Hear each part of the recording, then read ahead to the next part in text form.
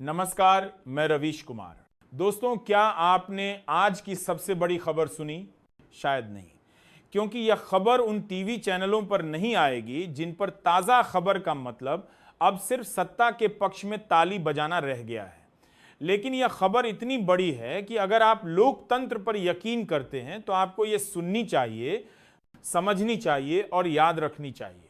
पूर्व उपराष्ट्रपति जगदीप धनखड़, वही धनखड़ साहब जो कभी मोदी सरकार के भरोसेमंद चेहरे माने जाते थे, अब विपक्ष के साथ खड़े नजर आ रहे हैं। और यह कोई संयोग नहीं है, बल्कि उस राजनीतिक भूकंप का पहला झटका है जो सत्ता के भीतर गहराई से पक रहा है। उधर सत्यपाल मलिक को अंतिम विदाई दी जा रही थी, एक ऐसा नेता जिसने सत्ता के भीतर से ही सच बोलने का साहस किया।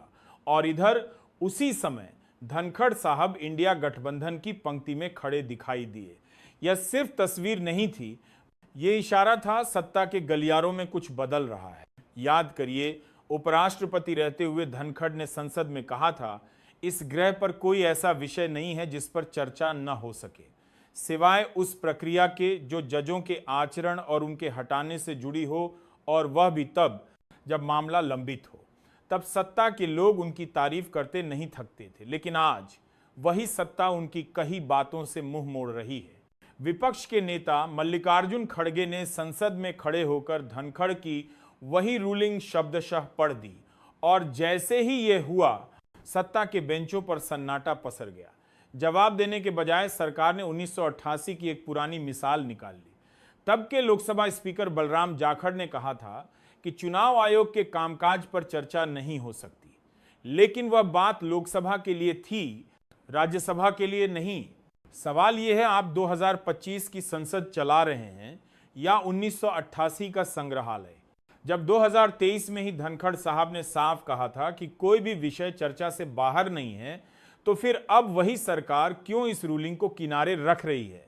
क्या अब सत्ता को अपने ही पुराने नेताओं से डर लगने लगा है? सत्ता पक्ष कह रहा है चुनाव आयोग स्वायत्त संस्था है, उस पर टिप्पणी नहीं हो सकती। ठीक है, लेकिन क्या स्वायत्तता का मतलब यह है कि उस पर सवाल भी ना हो? अगर वोटर लिस्ट से नाम कट जाएं, चुनावी प्रक्रिया में गड़बड़ी हो, तो भी संसद में बात ना हो? अगर हर संस्था को पवित्र कहकर संसद से बाहर रखा जाएगा, तो संसद में बचेगा क्या आरती, भजन और भाषण?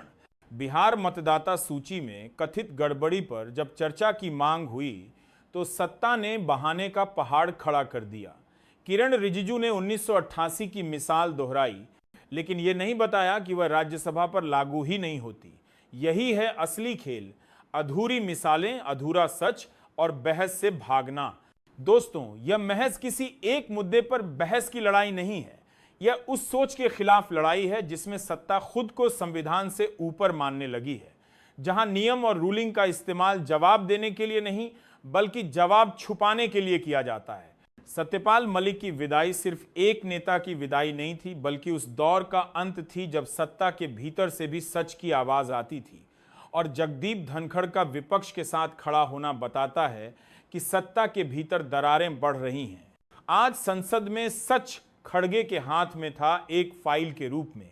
सच धनखड़ के पुराने बयान में था, और सच बाहर उस आम आदमी में है जिसका नाम वोटर लिस्ट से गायब हो गया और जिसे आज कोई जवाब नहीं मिल रहा। सरकार के पास अब न नैतिक बल है, न ठोस तर्क, सिर्फ शोर है। और जब सत्ता के पास सिर्फ शोर बच जाए, तो समझ लीजिए कि वह भीतर से खोखली हो चुकी है। अब सवाल आपसे है, क्या आप सच बोलने वालों के साथ खड़े होंगे, या उन लोगों के साथ जो संसद को भी अपने इशारों पर नचाना चाहते हैं?